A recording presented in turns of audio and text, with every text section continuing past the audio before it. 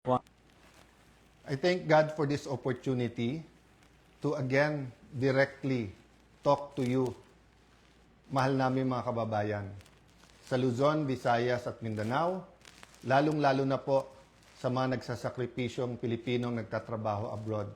Magandang hapon sa inyo. Parati po natin pinagdadasal na pagpalain ang ating bansa. Kasama po sa pagpapala ay ang katotohanan. This verse, John 8:3-2, "Then you will know the truth, and the truth shall set you free." Madalas po ito makot, "The truth shall set you free." Yan po ay pwedeng gamitin sa spiritual, sa religious. It's a biblical principle, but it is also applicable to everyday life. For example, yung isang addict sa sugal man, sa drugs, pag hindi niya inamin sa sarili niya yung katotohanan na ako'y addict, na siya'y addicted sa drugs, for example, hindi siya masaset free. Hindi magkakaroon ng pagbabago. Lies continue to enslave us. Truth set us free. So today, I'm here to tell you some fundamental truths about what is happening in the Senate and in our country. Let me start with the May 11 change in leadership and also on the walkout by the minority. In both cases, may objective. Nung May 11, kaya pala nandun yung NBI, kaya pala pinapasok ng mga nasa majority noon at nasa minority ngayon, ayaw nila magkaroon ng palitan ng leadership.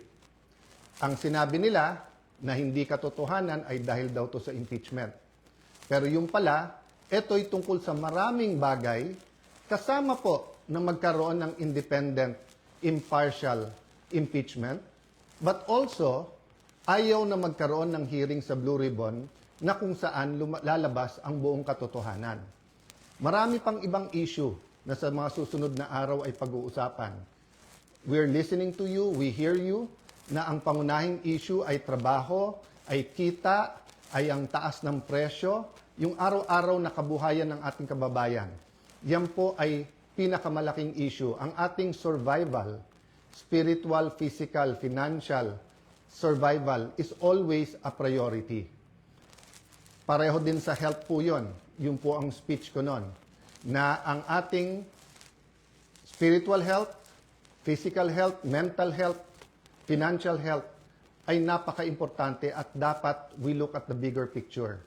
Pero tignan nyo po, para siguraduhin na mapagsilbihan kayo ng bagong majority, we want to make sure that kahit anong gawin ng outside forces, maging administrasyon o yung 11, nandyan yung 13 or at the very least 12 para yung sinasabing subukan naman natin ito. Masubukan nyo kung anong madideliver namin sa inyo. Ang problema, for the last 3 weeks, walang ginawa. Kung hindi takutin kami, i-twist ang aming arm, operan ng kung ano-ano, para lumipat sa kanila. I'll go back to that later on. What's my point? You want an independent Senate. Our Constitution provides for the separation of power. Bakit separate? Because they are interdependent, but they are independent. Ibig sabihin po, one cannot survive without the other. Hindi naman po pwedeng walang judiciary. Hindi pwedeng walang executive department. Pero hindi naman po pwede po na executive department lang at puppets lang po ang nasa judiciary or in this case, the legislature. So nung nag-walk out po sila, ano sabi nila? Na utakan ang majority, na gamit ang rules ng minority. Ang sabi nila, master ang play ni Senator Tito Sotto dahil alam niya yung rules. Ayaw po nila na magkaroon ng online dahil sa bibig na rin nilang nanggaling. Sabi nga nila, ang isda sa bibig ng gagaling, may ikukulong daw. Bakit nila alam yung timing sa kulong? Sinabi ni Senator Jinggoy, hindi lang ngayon nangyari sa kanya yan, since February. Wala na daw kaso, pag siya po ay sumunod sa kanila. In this case, lumipat. So sabi ni Senator Jinggoy, sa susunod na kabanata na lang, sasabihin niya po or sa kanya niya sasabihin kung ano ebidensya niya kung sino-sino. Hindi hearsay sa akin to dahil napakinggan ko yung ilan nilang conversation. So alam ko for a fact na totoo na binabargain ang kanyang kaso, mabalik lang ang majority sa ngayon na 11 o minority. Kaya parati ko inuulit-ulit, huwag kayong magpa-11 sa 11. Sabi nila ngayon, paano na yan? 11-11 na. So, isi-simplify ko po ha. Ito po yung main message ko ngayon. Isi-simplify ko po ha. Main message na nakaugnay sa truth. Truth, nag-walk out sila dahil ayaw po nila na makaboto yung ilan naming mga kasama. Yung po, sa kanila mismo nanggaling yon. Objective ng walk out nila, sila ang maging majority. So ngayon naman po na walang quorum at walang session yesterday and today, may kasamang mga protesta yon, protest against a puppet Senate na gusto nila. But it is also a parliamentary tool to ensure na tuloy ang Blue Ribbon hearing sa Thursday. Ulitin ko po ha, ginamit nila yung parliamentary tool na walk out para po hindi matuloy ang pag-change ng rules. So ngayon po ang majority, ginagamit din po ang rules sa tama, morally, legally, to ensure na hindi agawin ang mga committees para po matuloy ang hearing ng Blue Ribbon sa Thursday at ang iba't iba pang mga importanteng hearing sa bawat committee. Yes, you heard me right. Sa kanilang official or unofficial spokespersons, no? Meaning sila mismo, or yung mga avatar nila, or yung mga vloggers, formal, informal, PR, spokesperson, ang nagsabi na. Sa 11-11, umabsent lang yung isa, mag-abstain lang yung isa, they can move. Sabi po sa isang pahayag o isang vlog at sa iba pong mga news reports, di ba? Pwedeng maging lame duck Senate President, si Alan Cayetano. Taga-Tagig at Pateros po kami. Kahit lame duck, lumalaban pa rin. No? So, alam po namin plano nila. Ang plano nila, abangan, tanggalin ang mga committee sa legitimate majority. Why do I say legitimate majority? In a completely independent Senate, 13 is 13. Kahit nasa abroad, kahit fugitive, kahit na nakakulong. In a democracy, you cannot say, I love democracy. Tapos pag minority ka, gusto mo, ikaw masunod. Pag minority ka, you have a moral influence to try to influence the majority. But you cannot supplant your decision for the decision of the majority. We have the majority. 13 elected senators out of 24. Actually, 14 kami, na-pressure nila yung isa. In the future, I can show you paano siya tinakot and I can show you kasama talaga namin. Ang problema nga tinakot at ang pagpihit ngayon pagkakulong ni Senator Jinggoy ay ginagamit nilang panakot sa iba. Don't get me wrong, ha? I'm not blaming the Sandigan Bayan or the law or legal processes. I'm saying later on it will be revealed that they abused the Blue Ribbon Committee, they abused, di ba, yung paggamit sa investigation ng DOJ at Ombudsman. I won't go there right now because I want everyone to fully understand the situation. The situation now is that we want an independent impeachment. Magaganap po yan. Walang mga scheme, sinister plot. Basta kung anong ebidensya, lalabas yung ebidensya, and I will correct kung totoo yung reports about one senator na pag sila daw majority, malalatag nila ebidensya. Hindi po. Ang prosecution dapat ang lumatag ng ebidensya nila to convict.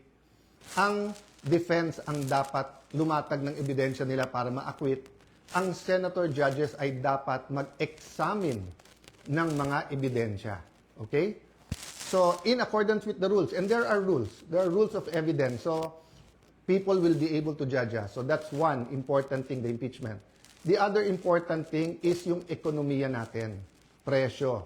So in the next few days, we will be announcing to you the hard work that we're going to do in the different committees to help address inflation, to help address ang problema sa production sa agriculture, to help address yung mga walang pera sa pagpapagamot. After summer, pasukan. To help address the problems of K-12, to help address the problem ng mga gustong mag-aral, hindi makapag-aral. There are many, many other problems in between that. Sa kabuhayan, marami sa ating mga kababayan sa Middle East may problema sa trabaho or sa kita. Marami sa ating importers sa taas ng dolyar ngayon, nahihirapan. So napakaraming problema. But if we allow the flood control issue, the biggest corruption issue in our history, to go unchecked, let me throw you this question. Alam niyo na ba kung ano talaga ang scheme o scam sa flood control? Ilan ba talaga ang ghost? Ilan ang hindi ghost? Ilan ang substandard? Bulacan lang ba? O maraming lugar sa ating bansa? Senador lang ba? May congressman? May cabinet member ba? May mastermind ba o wala? Ano yung real numbers? Sa 1 trillion a year, sa 2023, 24, 25. Ano ba dyan ang tama? Ngayon ba? Wala na bang corruption ngayon sa infrastructure problems? Kamusta ang ating flood control? Pag umulan ba ng malakas ngayon, makakasiguro tayong hindi babaha? So, ang dami pong tanong. Hindi po ito masasagot kung wala tayong independent, impartial na hearing.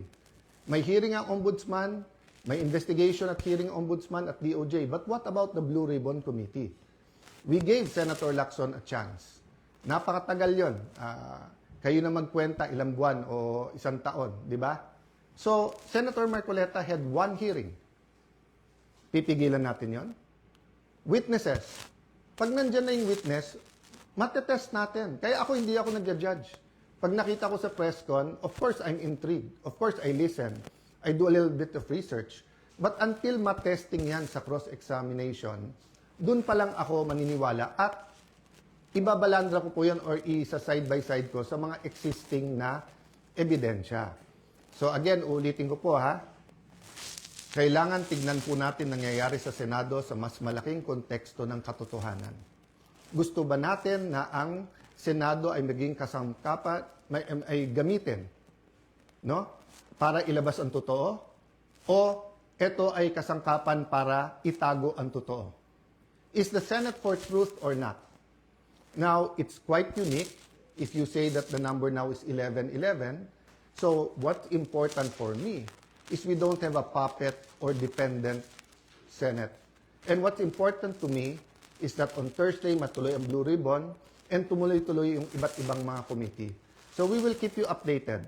There are many questions, there are many issues. Sa mga kapatid natin sa media, send your questions sa akin, MRO. This afternoon, I might answer some. If not, tomorrow, Thursday, Friday, I will be answering one by one all of those questions. But for today, I want us to all ask, hindi ba when we passed the 1987 Constitution, ang isang basic principle doon, katotohanan.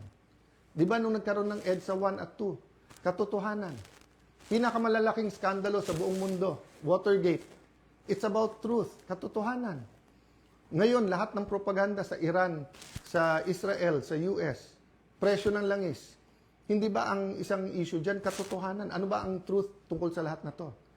Ang corruption sa ating bansa ay hindi mabibigyan ng lunas kung walang pagbabago. At walang pagbabago kung hindi tayo magsisimula sa katotohanan. So I challenge all senators, both from the minority and majority, what's more important to us? Position, wag mabanggit yung pangalan natin, wag tayo makasuhan, malapit tayo sa administrasyon, 2028 may ambisyon. If you say you love the country, then why not fight for it? And you know, you may say a lot of things about Senator Jinggoy. You may talk about his past. But I will reiterate, I am a witness. Narinig ko yung mga offer sa kanya. Wala ka ng kaso, wag ka lang kakalas. Nung una, wag ka sumama dyan kay Senator Loren. Ngayon naman, kumalas ka at join the minority. The minority senators knows this. So stop lying. You know this. Some of you are using it in talking to us. O, sabi ko naman sa inyo, no? Pumili tayo ng 13, I'm ready to go anytime, any day. Basta't may 13 na. Show me 13, wala nang problema. Ang pakiusap ko lang, let that be 13 that are fighting for the truth. So that the truth can finally said, the truth can finally set all Filipinos free. God bless you. God bless the Philippines.